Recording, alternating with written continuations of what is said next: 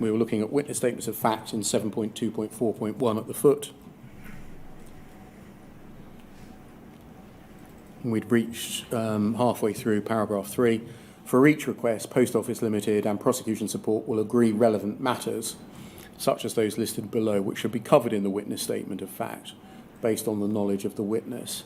1, identification information about the author, summary of the previous manual system used by the Post Office before Horizon, summary of Horizon and what information is recorded, how consistent time is recorded within Horizon, the types of report that can be generated on a counter by a clerk over the page, transfer of accounts from Post Office main accounts department, brief overview of applications, how data is passed from the counter to the archive, process for extracting information for ARQs, and the controls in place to protect and ensure the integrity of that data, analysis of the ARQ when the ARQ form was received and the dates when the audit data extraction took place, a summary of the evidence provided for the request.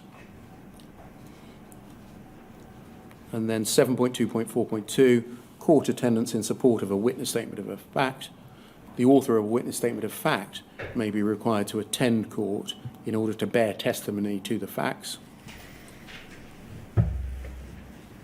2.5, provision of exhibits. This will generally comprise one of the following 4: CDs, which we've seen, HSH logs, which we've seen reference to, non-polling reports, which we've seen reference to, and fault logs.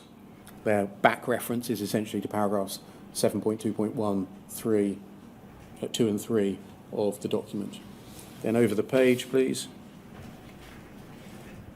Sorry, to page 25. Under the heading Additional Prosecution Support, there may be occasions when information is requested which exceeds that provided for.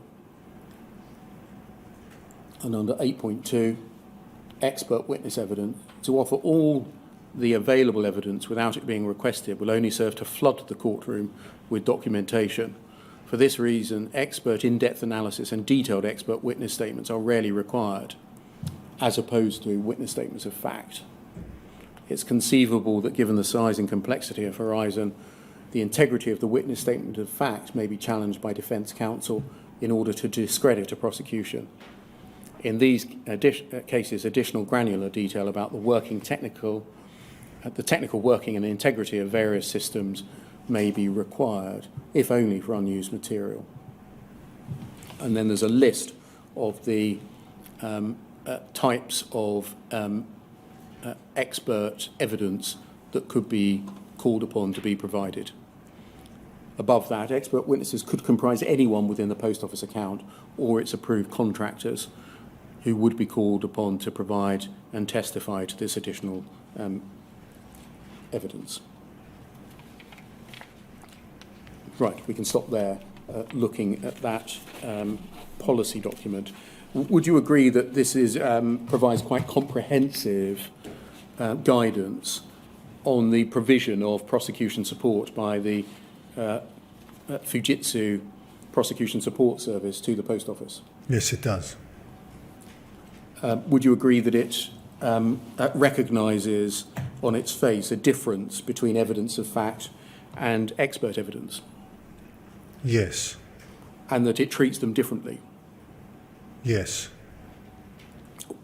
Would you agree it sets out the steps to be taken in each case to obtain and then to disclose ARQ data?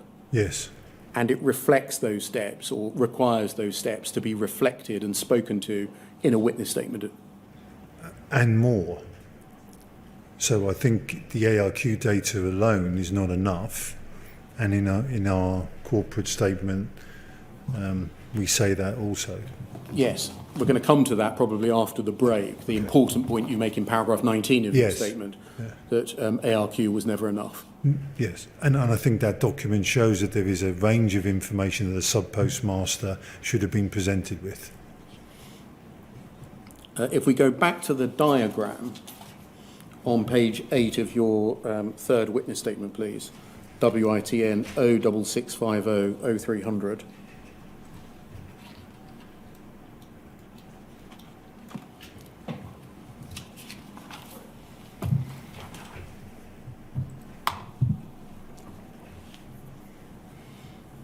Page 8, please.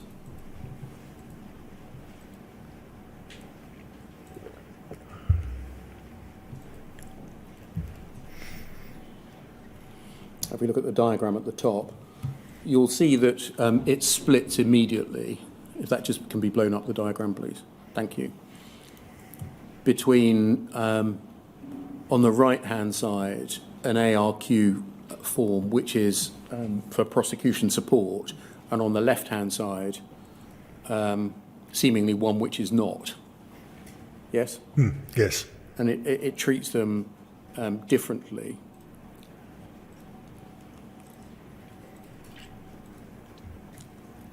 And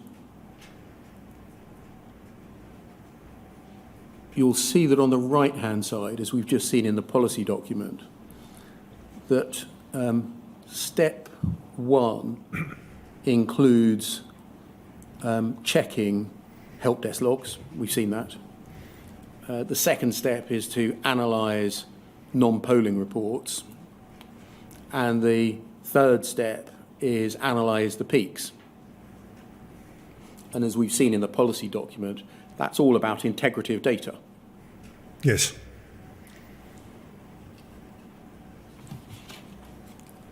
It doesn't include checking the known error log. That's neither in the diagram nor in the policy, does it? No, it doesn't. And so it's not in the diagram, it's not in the policy, and if we looked, it's not in the witness statement either, the boilerplate witness statement.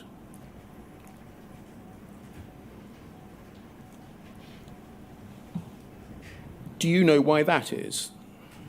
That if you're wanting to look at the integrity of Horizon data, one wouldn't look at the known error log? I don't know why they wouldn't have done, and I would have expected a more holistic assessment of the entire environment that a sub-postmaster was using. So I would have expected error logs and other matters to be presented and considered.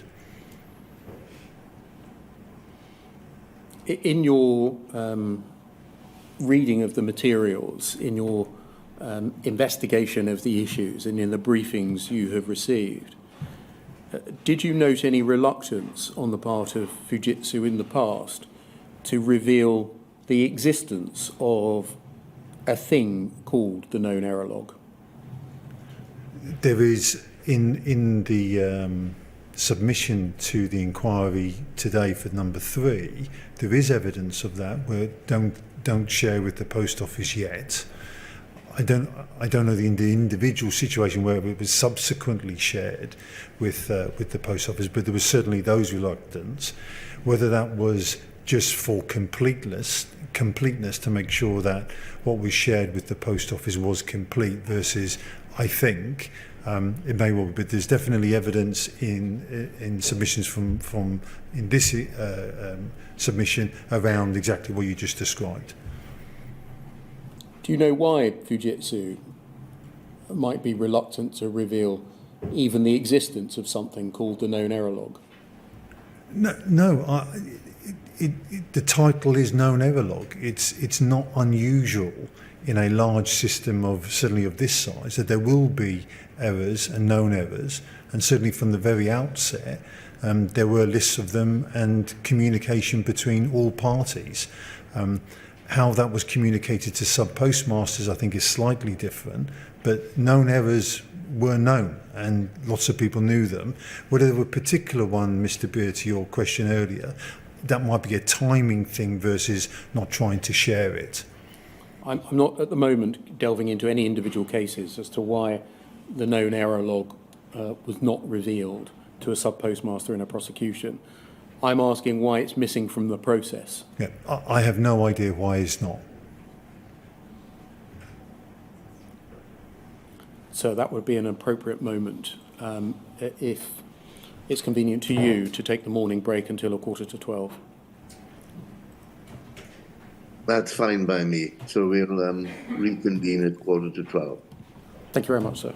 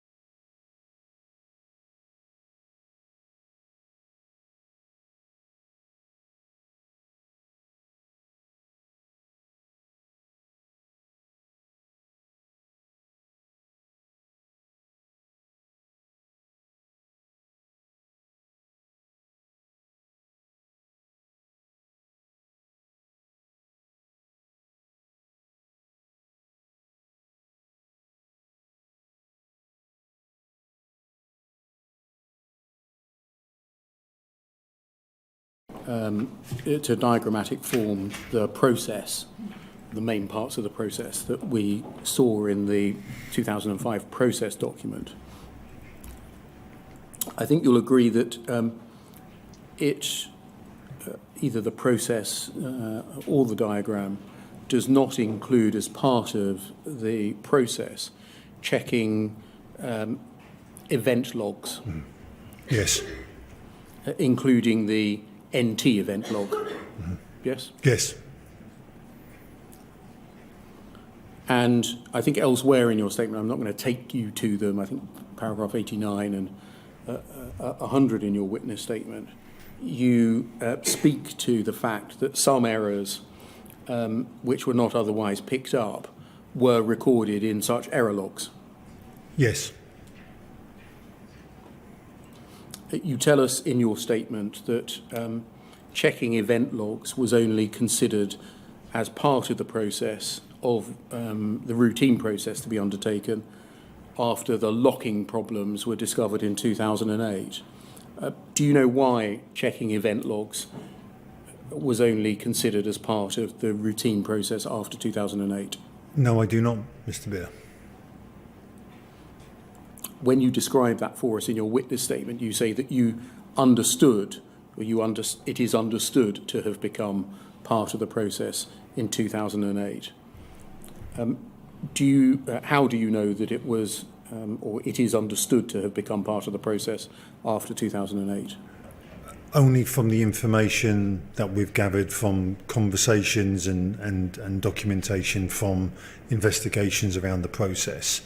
And that is what I think I've reflected in the submission.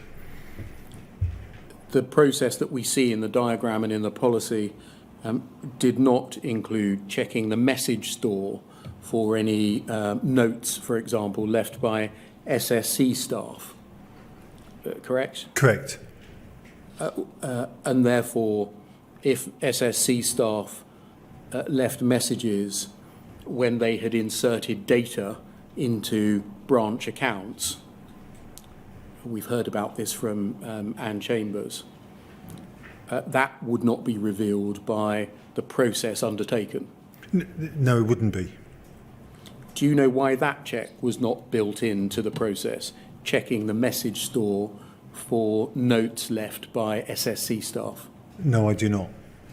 That might record or reflect the fact that they had inserted data into branch accounts. So I do not, Mr. Beer. Why?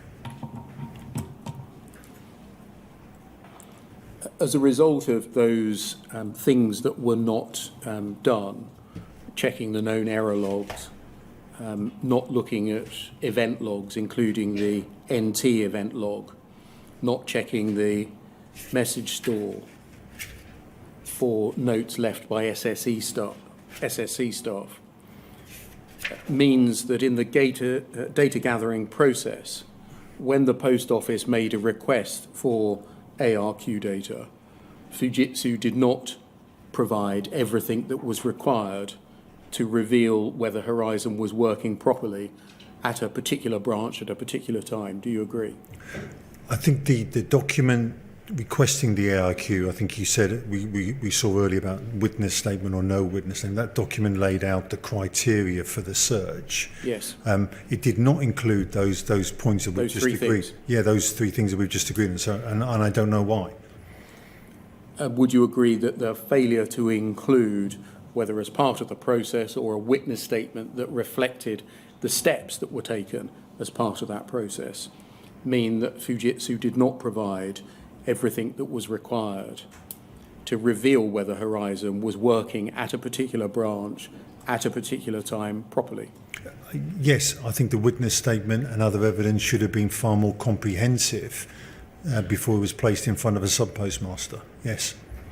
Not just a witness statement, the steps that were taken. Oh, no, indeed. Yes, yes. Because the witness statement should only be a reflection of what has been done. Agreed. Additionally, we've heard evidence this week, in fact, that members of third line support, the SSC, undertook a process of filtering ARQ data before it was provided to the post office, and that filtering of data meant that some relevant data may not have been provided to the post office. That part of the process, the SSE getting involved and filtering data out, is not described in either the policy, the diagram, or the witness statement, is it? No, it's not. So it's not in the process map we see here.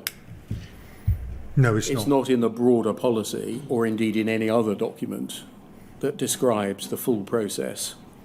And it's not in the boilerplate witness statement. No, it is not.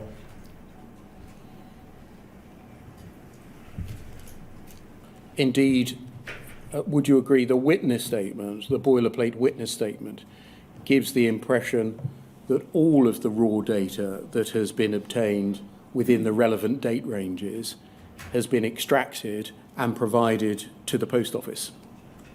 Yes, it does.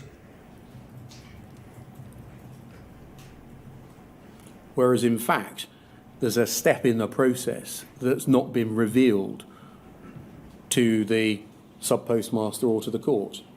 Agreed.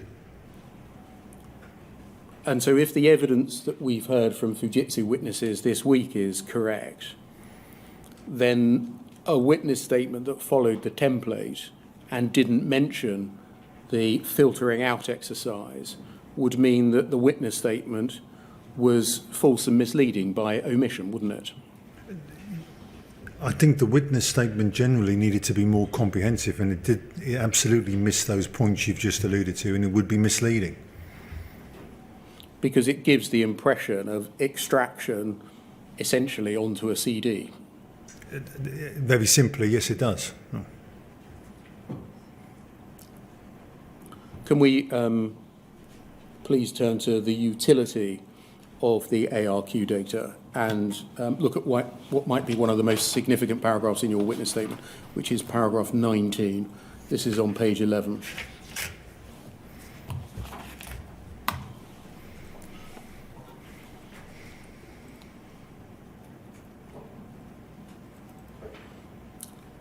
You say the inquiry has asked Fujitsu to confirm whether, in its view, the ARQ data provided to the post office over time was sufficient to enable a postmaster to understand whether Horizon was operating correctly at their branch. And indeed, that is the question that we asked you to address.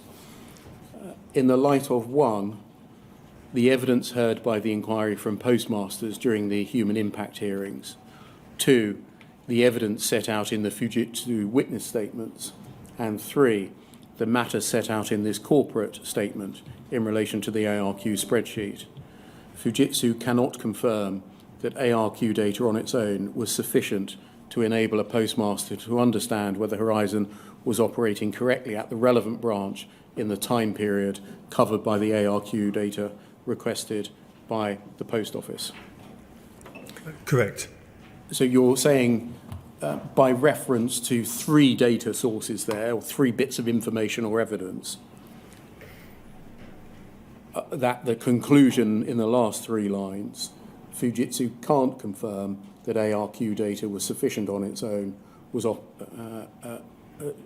sufficient to enable a postmaster to understand whether Horizon was operating at their branch correctly. Agreed. That's, would you agree, a rather startling omission? Yes, I would agree, and but importantly, it's the truth. On its own, the ARQ data could not give a sub-postmaster all the data that they would need to determine whether everything in that environment was working correctly. Apart from the event logs that I've described that weren't accessed, the KELs that I've described, the notes left in the message store that were not accessed, has Fujitsu identified anything else that was needed to understand from a postmaster and a court's perspective whether Horizon was operating correctly at their branch? In our submission, in the company submission here, we haven't identified any other material or any other systems that needed to be interrogated. In my reading of our documentation and given what I know, I think there are other areas that may well be, in terms of the other systems inside the credence system and the pulse app system, how these things all feed into each other, should also have been checked. In the that can come down, thank you. In the group litigation proceedings in the High Court, in the Horizon Issues trial, the Post Office's expert, Dr. Warden, explained audit data as being central to the operation of the whole system. And he said it's a central principle of Horizon that the core audit database acts as a secure gold standard for branches. A central principle of Horizon that the core audit database acts as a secure gold standard for branch accounts. And indeed, the trial judge, Mr. Justice Fraser, based in part a number of his findings on this evidence and what he was told about the centrality and completeness of ARQ data. I think you'll know that from reading the judgment. Yes. And the issue that confronted the judge was why was ARQ data not sought in a number of the cases, and the consequences for the reliability of action taken against the sub-postmaster because ARQ data was not sought. In the light of what you've said, I think you would agree that the provision of the ARQ data in the form that it was provided and the extent that it was provided was not really the gold standard at all. No, it wasn't.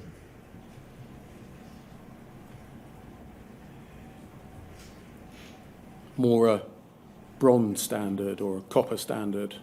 I wouldn't use that characterisation at all. I've seen... Pewter? Well, I have seen one of the examples, I think, in Mr. Castleton's case, and looking at that spreadsheet, and I think for me, it's impossible to determine from that, and that's certainly not a gold standard or any standard. It's a very simple Excel file which tells you not very much.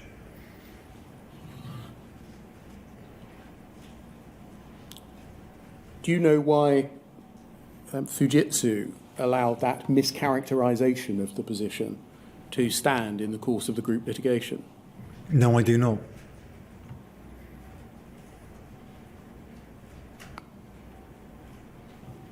Whether or not it was the gold standard as it was presented in the group litigation, in fact, you, I think, agree that ARQ data was only a start. I completely agree.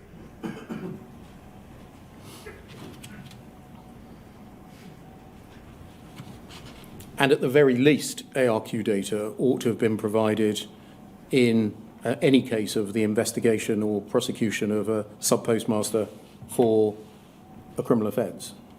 Yes. Looking at the three reasons that you gave for ARQ data not being sufficient to enable a sub-postmaster to understand whether Horizon was operating correctly at the relevant time. The first reason was evidence heard by the inquiry from sub-postmasters during the human impact hearings. What was it about that evidence that leads you to the conclusion that you've reached? Listening to, or reading in my case actually, the submissions, the notion that all of those sub-postmasters had somehow all independently experienced the same thing and were all not aware and couldn't control it or didn't know what was going on is clearly not true. There were problems and the sub-postmasters were flagging those problems, and it is very clear from all of the evidence from sub-postmasters that on its own it could not be relied upon. The ARQ data, that is. So it's listening to the evidence of sub-postmasters or reading the evidence of sub-postmasters. So how is that translated into the ARQ data was not enough conclusion? So in the research and the work that the team have done in looking at all the evidence, all the commentary from the sub-postmasters, to have that volume of commentary around the data, the appearance of it, how it was presented, there is clearly a problem in that process, and that is why we've concluded it was not on its own sufficient enough for the sub-postmasters to conclude. Thank you. The second reason you give for reaching the conclusion you do is the evidence set out in the Fujitsu witness statements. And the Fujitsu witness statements are the witness statements that were filed at the same time, or roughly the same time, as your corporate statement. Yes. They included, for example, that of John Simpkins and Gerald Barnes, from whom we've heard this week. John Simpkins told the inquiry in his witness statement and in his evidence in relation to Legacy Horizon that the message store provided a much more comprehensive account of the data held in the audit archive than did the ARQ data that was provided. Presumably, it's that kind of evidence that you're referring to here as meaning that ARQ data was not good enough. Yeah, yes, all three of the witness statements. And is that because in this example, the information held on the message store would have been of use to sub-postmasters who sought to challenge alleged shortfalls? Yes, and I believe in reading the witness statements from other Fujitsu colleagues, it was very clear the message store was a far richer source of that information. The third thing you mention as leading to the conclusion that Fujitsu has reached is the matters set out in this corporate witness statement. Yes? Yes. Is that essentially the 6 subtopics that you go on to address in your witness statement from paragraph 26 onwards? Yeah, it's the it talks about the table. Yep. Yeah. So if we look at the table, yes, at the foot of page 14. Yes. If that can come up on the screen, please. Third corporate witness statement, page 14.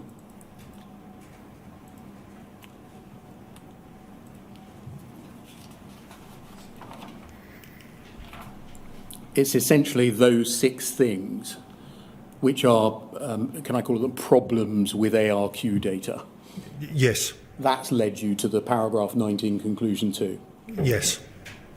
So let's just see the context of this. If we go back a page to page 13.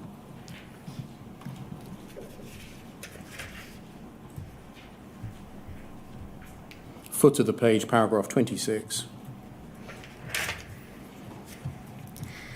Inquiry has asked whether Fujitsu is aware of any cases where an ARQ log produced for the purposes of court proceedings against sub-postmasters, 1, may not have accurately matched the original log files, or 2, was or may be unreliable. Together you call them ARQ reliability. And you tell us in paragraph 27, in the course of Fujitsu's investigations to date, a number of incidents that may have impacted on either the underlying audit trail from which ARQ data is extracted or the ARQ extracts themselves have been identified. Your investigations have included both document searches and discussions with employees. They're described in more detail below, given the extensive period covered by the requests and the limitations of relying on interpreting records of technical matters without the benefit of guidance or explanation from relevant employees with contemporaneous knowledge. Fujitsu cannot be sure that these incidents contained in the witness statement are exclusive. And if more are discovered, you'll tell us. Yeah, correct. So just looking at sort of the hierarchy of problems that we're dealing with, one is that in the prosecution of sub-postmasters, in many occasions, no ARQ data was asked for or provided. Yes. Top tier problem. Second problem, in the cases where ARQ data was provided, it wasn't sufficient in itself. See paragraph 19 of your witness statement. Yes. And suffered from the defects that your employees have described. Yes. Third tier problem, in any event, there were incidents across time that affected the very reliability of the ARQ data itself. Yes. Can we look then at that third tier problem, reliability of ARQ data? So bearing in mind the health warning you give us here, that this shouldn't be taken to be exhaustive or complete. But what you are telling us is this right, that the 6 incidents or the 6 issues that you set out in the table do cast doubt on the reliability and completeness of ARQ data? Yes. Can we look, please, at paragraph 28 and 29 on page 15? You say, I understand that Fujitsu has identified approximately 2,400 ARQ requests dating from November 2002 onwards. For reasons highlighted above, it's not been possible to conduct a forensic investigation into the ARQ reliability of the audit data supplied to Post Office in respect of ARQ requests. Is that essentially because the raw data is not available? In some cases, yes. I think before 2007, we don't have the raw data. The following summaries of incidents which Fujitsu has identified as having a potential impact on the issue of ARQ reliability have been prepared from documents produced to the inquiry. They're not within your personal knowledge. So just translating the effect of those 2 paragraphs, 28 and 29, it's right that the 6 issues that we're going to speak about in a moment, referred to in the remainder of your witness statement, haven't been run against the 2,400 ARQ requests that the Post Office made. Correct. To see whether they in fact afflicted that data. And so secondly, is this right, the actual impact of the 6 incidents or issues on the 2,400 ARQ requests is not known? In some instances, they are very time-bound, some of these 6 topics. Yes. So they wouldn't have applied to a previous version of Horizon. So there will be definitely not all of them would have to be applied to all 2,400 because of time. Yes. Other than that, I would agree with your characterisation. But looking at it the other way round, would you agree that these 6 incidents or issues are not assessed to have had no material impact on the reliability or integrity or completeness of ARQ data? Otherwise, you wouldn't be telling us about it. Yes, agreed. Yeah. Yes. Instead, they have at least a potential impact on the reliability of some of the ARQ data. Yes. I think it follows from that, is this right, that you accept that the Post Office ought to have been told about these 6 incidents or issues?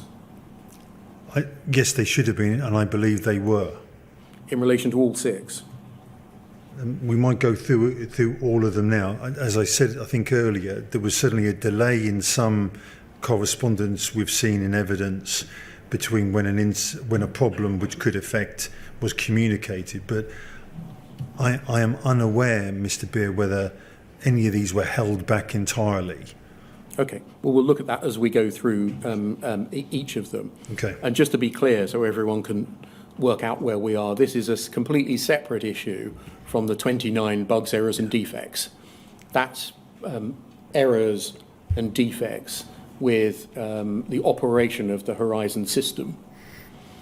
This we're dealing with 6 incidents or issues, problems, concerns with the production of ARQ data. Yeah. Yes. But just going back to my question, I think it follows that you accept that the Post Office should have been told about the 6 incidents. Yes. And that's because that would enable the Post Office to either decide whether reliance could be placed on the ARQ data that it was being given or not. And if it decided that reliance could be placed on the ARQ data, then it would need to tell the defendant and the court about the issue or issues that it had been told about by Fujitsu. Agreed. So it can give proper disclosure of the flaw in the data which might cast doubt on its reliability. Agreed. That's why they needed to be told. I think it's clear from the evidence you're going to tell us about a number of the 6 issues that the incidents were indeed known about by the Post Office, and discussions took place at a senior level between the Post Office and Fujitsu, including the consequences of the error and whether compensation needed to be paid by Fujitsu to the Post Office. Is that right? Compensation from Fujitsu? I didn't quite catch the last part. Yes. Sorry. When we look at one of the incidents, we'll see that there was a threat of litigation from the Post Office to Fujitsu. Was that the broken audit trail? Yes, it was. Yes, indeed. No, I understand. So I agree with you, Mr. B, on that one. Yeah. So some of them escalated up to a senior level. Yeah. Yes. I follow you now. Yep. Are you aware of any instances where there was a known or suspected issue with the ARQ data, and that ARQ data was nonetheless relied on by the Post Office in a civil or criminal proceeding brought against a postmaster? Have you got an example? I'm asking you whether, as part of the process that you've gone through, you have, and your company has discovered, never mind the 2,400 requests that were put into us by the Post Office, let's look at the ones that actually resulted in criminal proceedings and a conviction. Can we see whether any of these 6 bugs, I'm going to call them, afflicted the reliability of that data? So my evidence says yes, it could have done. Yes, it could have done.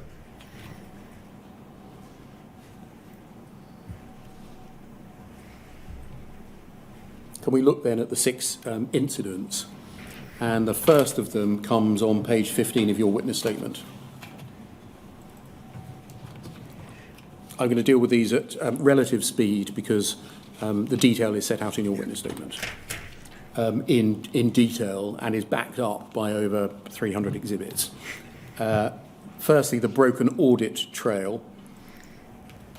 This is problem number 1, I'm going to call it. And we can see what the issue is on page 15 at paragraph 30.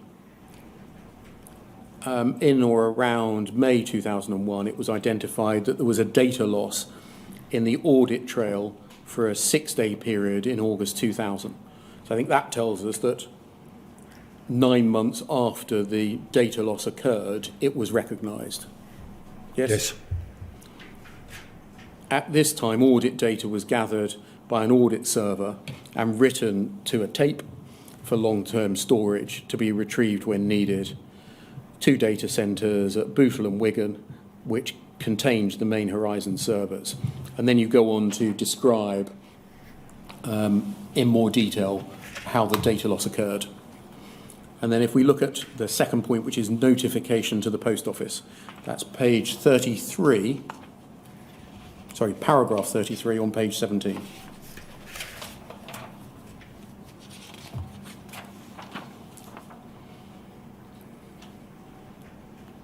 So paragraph 33, according to a letter from Jan Holmes to Sue Kinghorn, so that's from Fujitsu to Royal Mail, dated the 23rd of May 2001, Fujitsu identified the broken audit trail while undertaking an audit data extraction for an internal crime manager in the Post Office in relation to ARQ request number 8. It appears that data for the period 8th to the 14th of August was held on 4 of the tapes. And then if we go over the page, please, to page 18, paragraph 35. you're quoting in part from the letter. On the 9th of May, the Post Office was notified that Fujitsu was unable to source the evidential data requested. Then in the letter you've just referred to, Fujitsu informed the Post Office of the issue and explained that, quote, the break has arisen due to a combination of events outside Fujitsu's immediate control, but it does mean we're not able to retrieve TMS records for that 6-day period. All other elements of the audit trail are complete. And then if we go to page 24, please.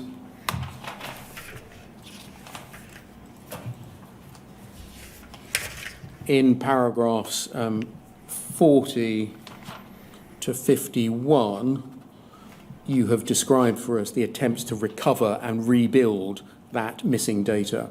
But the essence of it is in this paragraph 49 here. By October 2001, the backup tapes had also been recovered from the relevant data centre. In order to reconstitute the audit data from the backup tapes, a pseudo audit server was built, which the backup tapes were loaded onto. By December 2001, Fujitsu had reportedly identified that about 66% of the missing data was available on the backup tapes. Remaining 34% was not present and was deemed irretrievable. Gap in audit trail was therefore said to have been reduced from a period of 6 days to less than 24 hours. Correct. So is that an example of the what you would describe as a limitation in time of the effect that this issue had on the audit trail? Yes. And then if we go forward to page 27, please.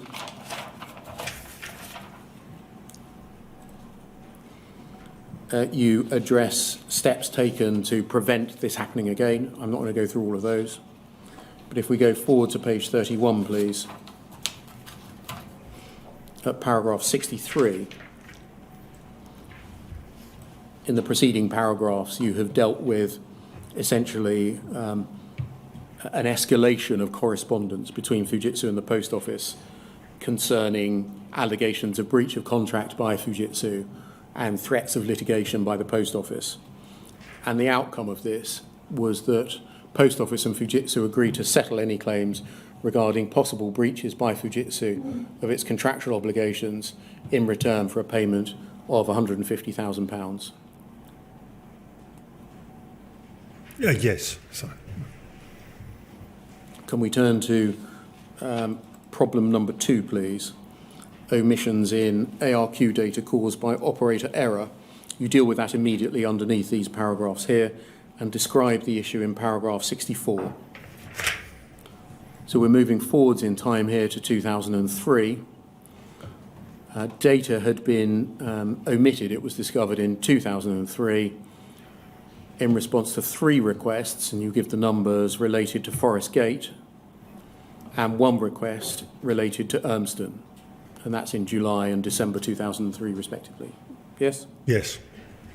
And essentially you go on to describe a series of operator errors that occurred when the operator was seeking to recover data from those 2 branches in respect of those 4 ARQs. Yes.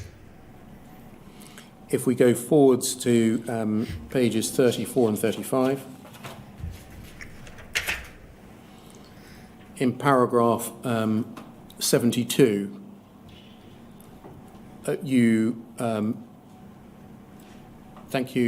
explain the explanation given to the Post Office at the time of the cause of the omissions. Yes? Yes. I should have said a moment ago that these omissions were picked up by a change in personnel, is that right, who was going to attend court. So the person that had originally conducted those 4 ARQs couldn't attend court. A new Fujitsu employee was brought in to attend court, Penny Thomas, I think, and she reran Yes, that's correct. the 4 ARQs and found that there was missing data. Correct. And so essentially that was by chance. Yes. If the original Fujitsu employee had been able to attend court, this wouldn't have been discovered. Then we go forward to the conclusion on page 35.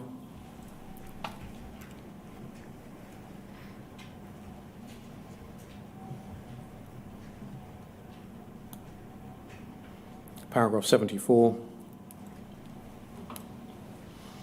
Mr. Mitchell provided a witness statement in relation to the two branches, and he concluded that the omissions made in the data provided by Ms. Lowther, that's Nina Lowther, the first person, the one who couldn't turn up at court, had not been repeated in the data provided by Penny Thomas, and that the latter data was complete in accordance with the original ARQ. Yes. So that's a case where it was revealed and revealed in a witness statement. Yes. The third problem, please, the repost lock event of 2008. You describe this at the foot of the page 75. We're moving forwards now to December 2007. An incident was reported by a branch to the Network Business Support Centre. That's a poll operation. It was recorded in a peak and referred to Fujitsu. The information was, quote, that a BM stock unit had a gain of £465.73, which did not go to local suspense. When the stock unit rolled over, the local suspense was cleared and the gain was not accounted for. The value of the gain was shown on the trading position line on the branch's trading statement. The trading position line should always show 0. Now, in the following paragraph, 76 to 109, you set out the history of this repost lock event, which had that effect there, and how it was first identified by Fujitsu in 2007 and then extensively considered during 2008, during a series of calls, emails and meetings, culminating in an internal email and presentation to Fujitsu employees on the 17th of December 2008. So if we go forward to paragraph 110, please, which is at the foot of page 49.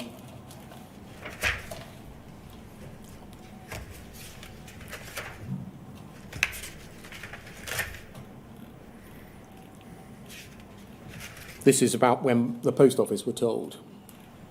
On the 7th of January 2009, a Fujitsu employee notified Sue Lowther of Post Office and David Gray of Post Office about the 2008 ARQ issue via email. Ms. Warham provided a summary of the 2008 ARQ issue in similar terms to that set out in a proposed witness statement, which you've previously narrated, and the various steps that should be taken by Fujitsu and Post Office to address the issue, including, and then you set them out between A and E. Yes. Given it was clear to Fujitsu in 2008, throughout the course of 2008, remembering the incident had first been notified in December 2007, that the repost lock was an issue capable of impacting on criminal and civil litigation for which ARQ data was being requested and provided. Do the papers that you've read or the briefings you've received reveal why Fujitsu didn't alert the Post Office to the issue immediately? No. And not seemingly for the first time until the 7th of January 2009? So the evidence we've got is that it was delayed, and I don't know why. The papers don't reveal why? No. Would you agree that as the issue was one which was capable of impacting on criminal and civil proceedings, as is later recognised, it ought to have been notified to the Post Office promptly? Yes.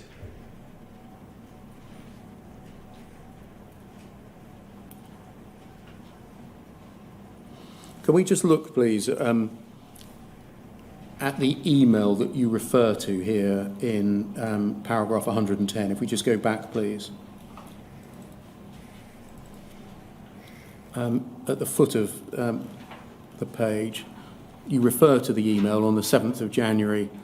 Miss Warham notified Sue Lowther via an email, and it's your footnote 175.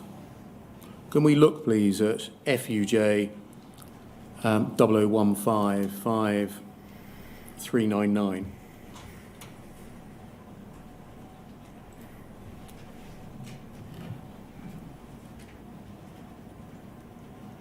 And it's the Wendy Warham email at 10:46 at the bottom 2/3 of the page. Thank you. I've left you a voicemail as I need to update you on a recent issue that has occurred and has been resolved, but does have some short-term impacts. Would you agree that's being presented by Fujitsu as an issue that's already been solved and fixed? It's only recently arisen, a recent issue. Well, that's exactly what it says. Whereas in fact this dated from December 2007, didn't it? In the earlier, where we saw the problem, yes, it did.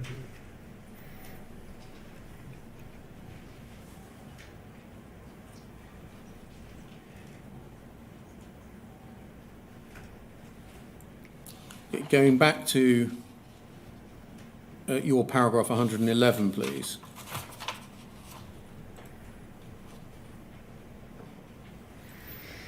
Which is on page 50 of your witness statement.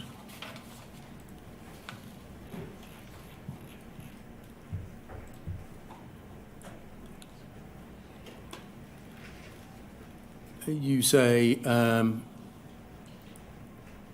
Miss Thomas forwarded Miss Warham's witness statement to Dave Posnett in Post Office, attaching a proposed witness statement. Can we just quickly look at that witness statement, please? It's FUJ 00122604.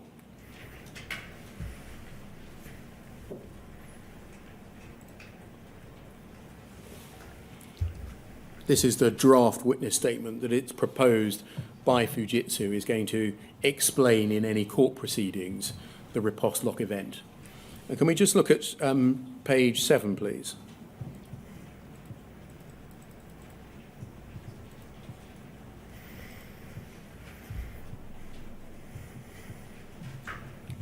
And at the top of the page, so we can look at the top half. In December 2007, an occurrence was reported in one office. This led to a previously unseen database log where an administrative balancing transaction failed to be written to the local message store database. This generated a generic and non-specific software error. A financial imbalance was evident and was subject to investigation by Fujitsu and Post Office. The financial imbalance has been resolved. A software correction was applied across the estate in early November 2008 to ensure that any such event generated would be monitored. Testing of the correction has established that the unmonitored error does not occur elsewhere in the system.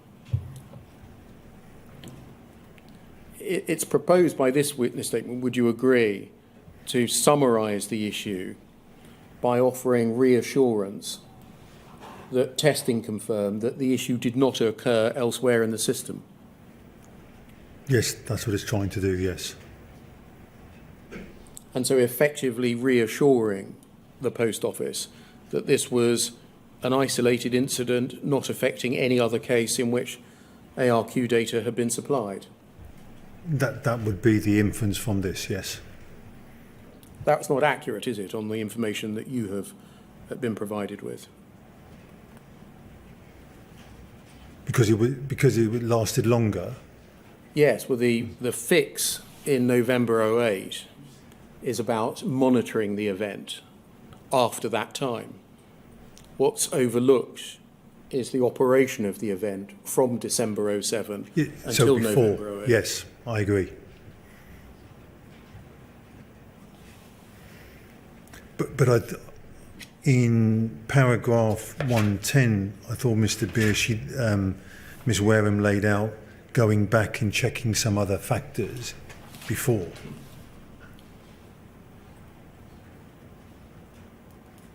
Which I thought was the point A. Yes, checking ARQs to confirm data integrity in the period May 07 to November 08. Yeah. Now, what I don't know is whether that took place, which I think is what you're... And if it did, whether it ever got reflected in a Yes. witness statement. Yes.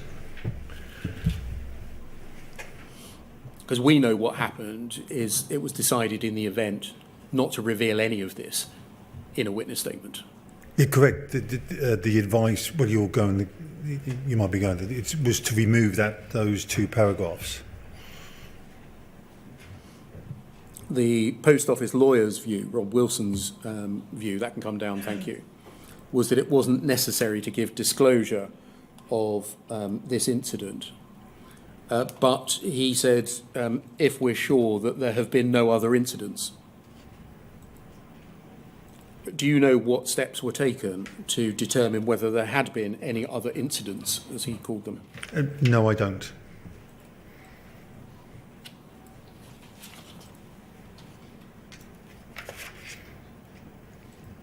Are you aware overall of the provision by Fujitsu of information of the outcome of any investigation as to whether the 2008 data log had affected any other ARQs?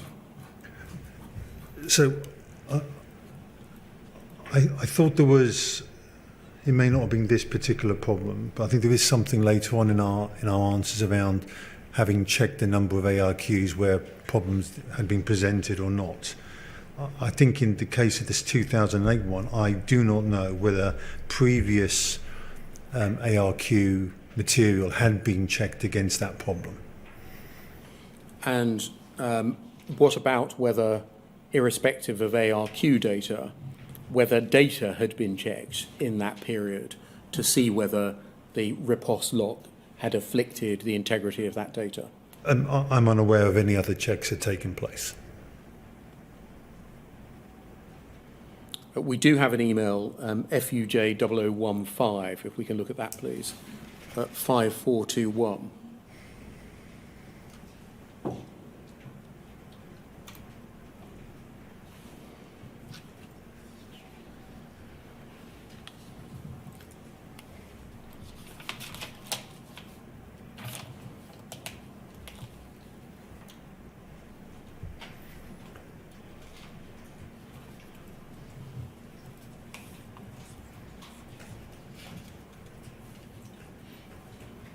FUJ 0015 5421.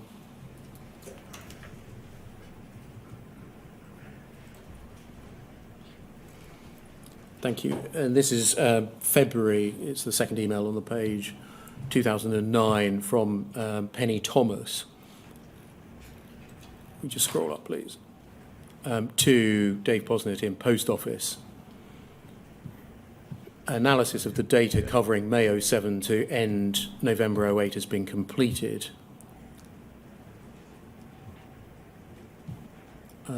Second line, next paragraph, 27 instances of concern were identified. They've been fully analysed.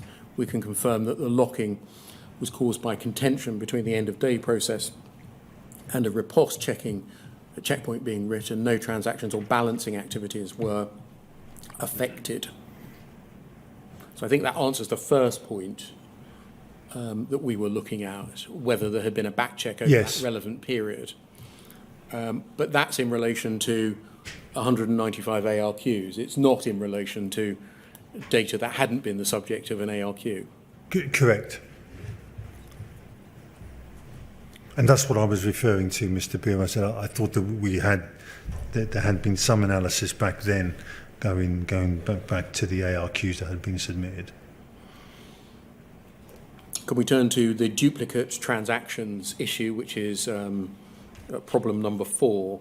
This is paragraph 118 of your witness statement, which is on page 54.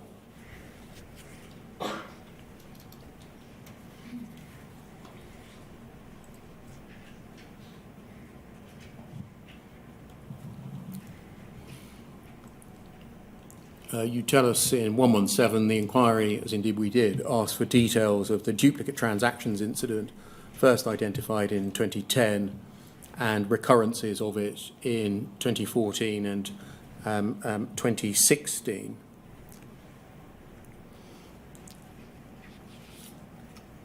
You describe what the incident was in paragraph 118 onwards.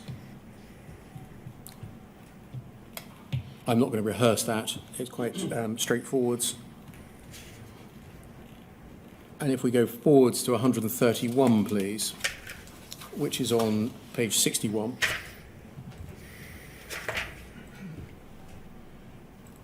You indicate in paragraph 131 that Post Office were informed about the incident on the 30th of June 2010. Yes. And I'm going to summarise the relevant email.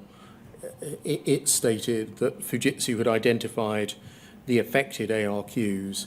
It had already developed a workaround, and the workaround would enable anyone looking at ARQ data to identify the duplicate transactions and ensure that they weren't brought into account. Yes. And presumably the idea of that is to reassure the Post Office that the data still had integrity. If you used the workaround, you could still rely on the data. Yes.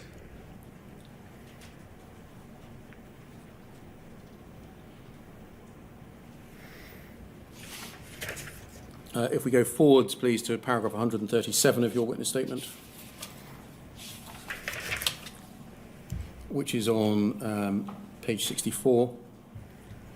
Between 137 and 140, you refer to the fact that the Post Office requested a witness statement to explain the issue and the workaround.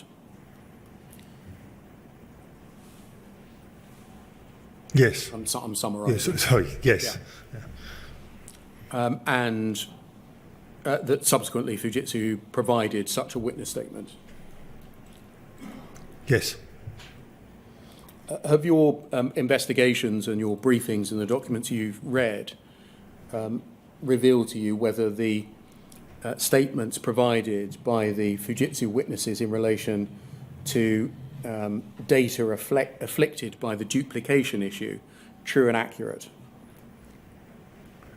So I think we've got an example in here.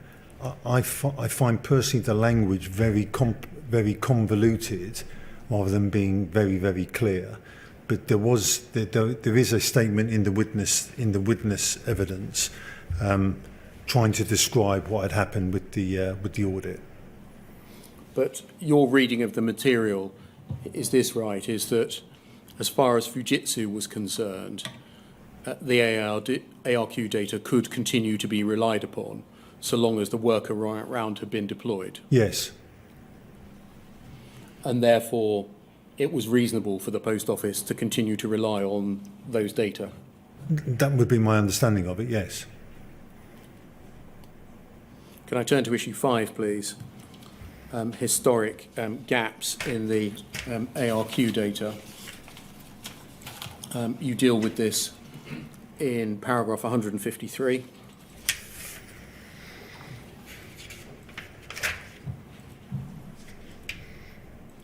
And I think this is new material. Sorry, it's on page 73.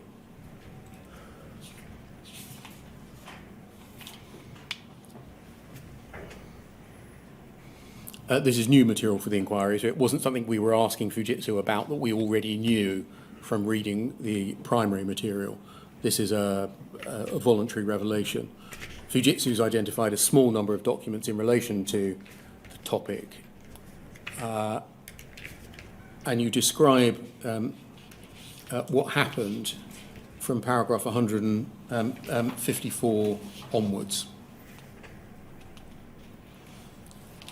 Is it right in relation to this incident that there had not been revelation to at the post office? Or was it essentially addressed in the course of meetings? The way I understand what the emails were saying, which is towards the end of that paragraph, Mr. Gordon was asked to write up and communicate about during meetings, so exactly to the point you've just made. Thank you. And then lastly, please, if we can look at incident number 6. Bottom of page 78.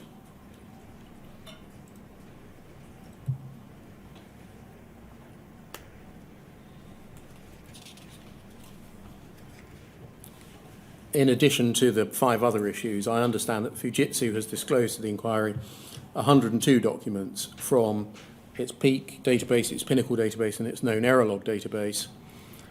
These have been identified as records of incidents referring to the ARQ process in the context of court proceedings. Over the page, many of these documents relate to system changes and support issues. However, there are certain peaks set out below that could be relevant to the issue of ARQ reliability. But in the course of time available, those 8, I think there are in total, peaks haven't been analysed. Is that right? Correct. And does that remain the case? Yes. As far as I know, Mr. Beer, as far as I know, yes, it does. Thank you. That can come down.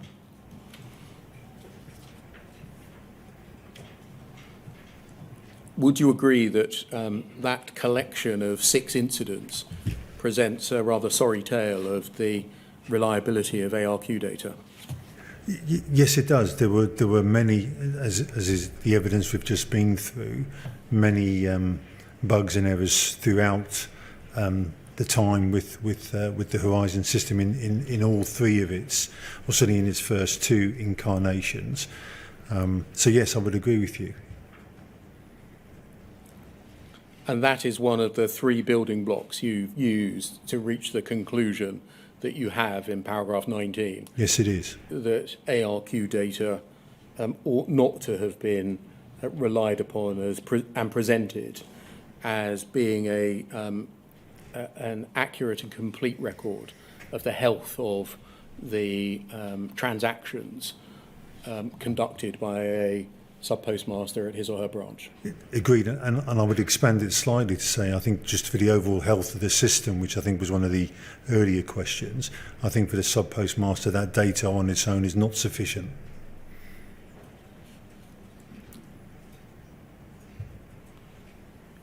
Are you aware of an experienced Fujitsu employee from the SSC being required to give evidence in court in 2006 and chambers, and writing after the event a document that sought to ensure that problems that she had encountered. I'll just stop there. So you've disappeared from the screen. Can I check that does not mean that you are not connected? I'm still here, and I'm able to view everything that's going on in the hearing. So it's It's only us that's losing out. yes. I'll continue with the. Putting it, Mr. Yeah. Yes. I'll continue with the question. I was asking you about Anne Chambers giving evidence in civil proceedings, the Lee Castleton civil proceedings in 2006. Were you aware of her preparing a document about problems that had arisen in the course of preparation for and the act of giving evidence in those civil proceedings? So in the pack, there is it's one of the in the supplementary pack there Yes. is her document that you're referring to, which After I've Force read. document. Forgive me? It's called Afterthoughts. Afterthought, yes. Yes, so I have read that document.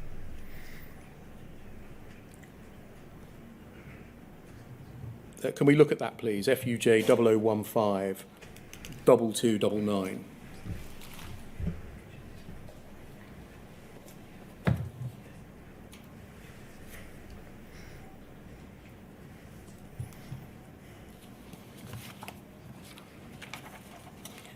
Can we see from the second page at the foot, it's signed off by Mrs.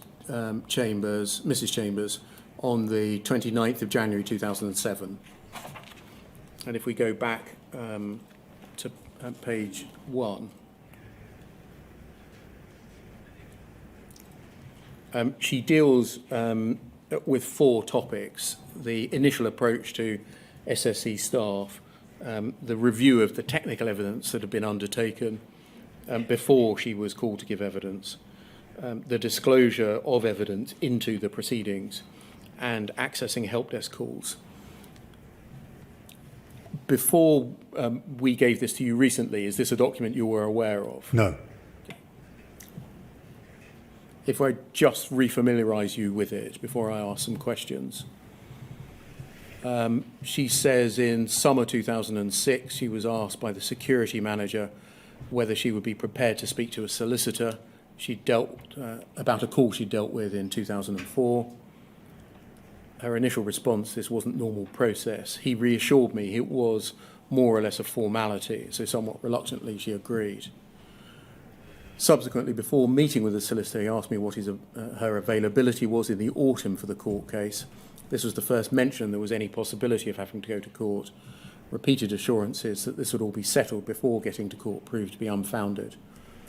There may be circumstances where witnesses are summoned and have no option to comply, but I was not at all happy about how this was handled. At this time, are you aware of, within Fujitsu, how approaches to witnesses to provide either evidence of fact or expert evidence were supposed to be handled? So I only know what I've seen in my document because I wasn't there at the time.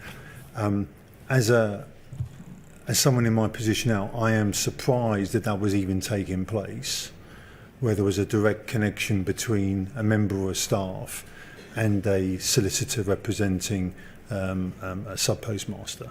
No, it's solicitor representing the post office. Sorry, representing the post office. I am surprised that was even part of the day-to-day working. Her second issue, review of technical evidence. When I took the initial call in February 2004, and what she's referring to here is when she was doing her day-to-day work in the third line support, she took a call and she administered it on the relevant peak. I spent only a few hours on it before deciding that I could not see any sign of a system problem. I only looked at a couple of weeks' information.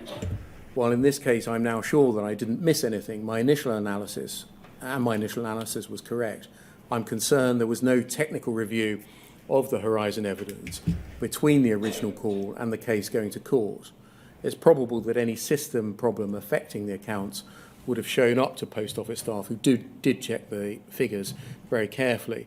Since the postmaster was blaming the system for the losses, I think it would have been sensible to have double-checked this within Fujitsu before it got as far as court. I was certainly concerned in the early stages there might be something I'd missed. So just stopping there, she's making a suggestion that in investigation and prosecution or in civil cases, one doesn't just, before taking action against the sub-postmaster, rely on what was done back in the day. There's a recheck done. To your knowledge, was what she suggested there ever implemented? From my knowledge, no, it wasn't. And I think her suggestions are very, very important. These are serious matters, which isn't just ticking a box. And I think the point she's making here is that given the seriousness of it, further analysis should have been done to make sure it was correct and all the data was correct. Once in court, she continues, I found myself being treated as an expert witness and answering a wide variety of questions about the system. Although nominally I was a witness of fact, and my witness statement covered just the investigation done in 2004. Fortunately, I do have extensive knowledge of the system and was able to fulfill the wider role. But what would have happened if the initial call had been handled by a less experienced SSC person? If there's a similar case in future where the system's being blamed, would it not be sensible to have a technical review of all the evidence at the first indication that a case may be going to court? Someone in that review would be then well placed to give evidence in court. And I think you'll agree, again, that's a very sensible recommendation. A very sensible recommendation, and I've learnt in preparation for the inquiry the change, the term expert and witness of fact, which is very, very important. We saw in the 2005 process document that a distinction was drawn between a person providing a witness statement of fact and a person being called to provide expert evidence. But that document did not precisely delineate the difference between them. No, it did not. And it didn't explain to Fujitsu staff the boundaries of each and the additional duties that apply if one is giving expert evidence. Agreed, Mr. Mayor. Agreed. Her third point, disclosure of evidence. Fujitsu made a major legal blunder by not disclosing all the evidence, the relevant evidence that was in existence. I found myself in the invidious position of being aware that some information, i.e. Tivoli event logs, existed, but not sure whether they'd been disclosed or not. Since I'd not been party to any of the requests for disclosure, it became evident in court they'd not been disclosed. She quotes from an email from the Post Office's solicitor after the revelation, and then scrolling down. This suggests that the disclosure of the message store itself was an afterthought, though it is fundamental to the system. I think that reflects something that you've told us already. Yes. I know that for fraud cases, the transaction log and event log are extracted from the full message store and submitted. But surely the full message store has to be disclosed in all cases. Many other files are also archived to the audit servers as a matter of course and could hold relevant information, although security team are not necessarily aware of their existence or potential relevant. I'd like to suggest that a list of these files is compiled so that similar mistakes are not made in the future. Again, sensible recommendation, you would agree? I would agree, and when I read this, I was, sadly, again, a word I've used before, appalled that we have a solicitor writing to a member of staff pointing out obligations. And I think, as we've already discussed in evidence, the material rightly needed by sub-postmaster needed to be far more comprehensive, which is what Mrs. Chambers is alluding to here. It's essentially a 2007 reflection of some of the points that you make in paragraph 19 of your witness statement 17 years later. Yes, it is, Mr. Mayor.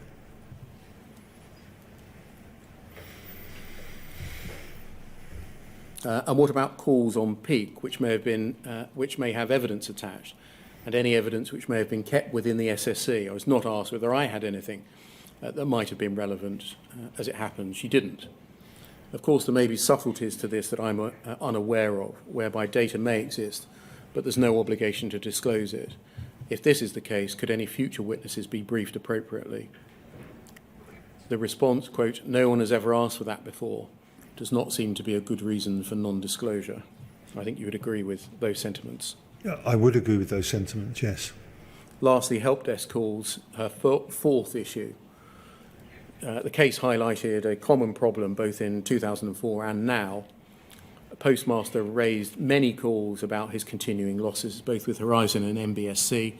These kept being bounced, and it took weeks before a call was passed to the SSC. We've heard a lot of evidence about this merry-go-round as between the MBSC and the help desk. Strictly speaking, problems with discrepancies do need to be investigated by MBSC in the first instance. But where there are continuing unresolved problems, it should be possible to get the issue investigated properly, and one of the help desks should be prepared to take responsibility.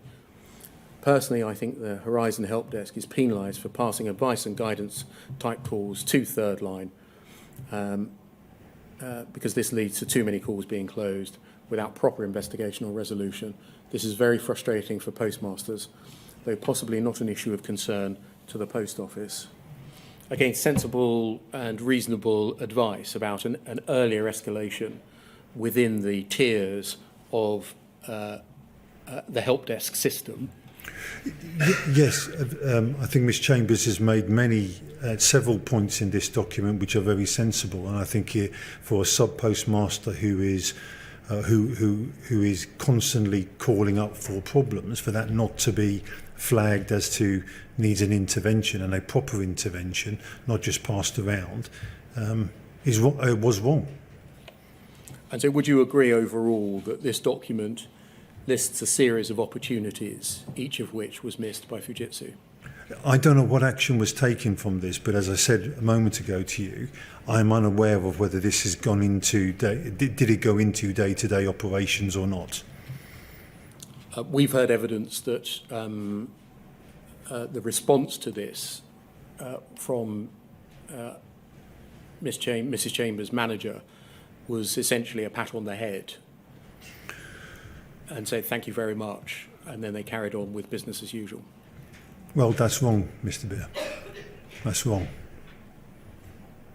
If that evidence is accurate and nothing was done in relation to each of these four issues, would you agree that this is a series of missed opportunities? I would agree it's a series of missed opportunities. Thank you very much. Mr. Patterson, they're the only questions that I wish to ask you today. As I've said already, there'll be more extensive questions of you on a broader range of issues when you come back to give evidence later in the year. But thank you very much. I don't know whether there are any questions from representatives. I think there are, sir, so might that be an appropriate moment to break until 2 p.m? Yeah, certainly. Thank you, sir.